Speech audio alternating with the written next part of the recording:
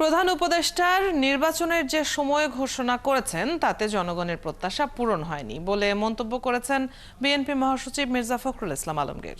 বলেন, সময়টি নির্বাচনের জন্য সঠিক সময় নয়।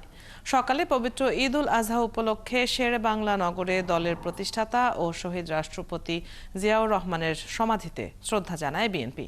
মির্জা ফখরুল ইসলাম আলমগীর সহ দলের শীর্ষ নেতাদের নিয়ে প্রতিষ্ঠাতার সমাধিতে শ্রদ্ধা জানাতে যান সবাই। এ সময় তার আত্মার মাগফিরাত কামনা করে দোয়া মোনাজাতে অংশ নেন সবাই।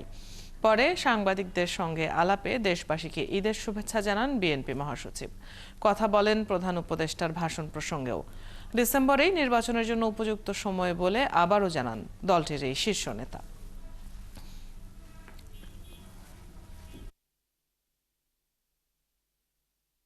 প্রত্যাশা জনগণের পূরণ হয়নি এবং যে সময়টি নির্ধারণ করা হয়েছে সময়টি বাংলাদেশের নির্বাচনের জন্য সঠিক সময় নয়। সময়টা খুব চিন্তা করে দেওয়া হয়েছে বলে আমাদের কাছে মনে হয় না।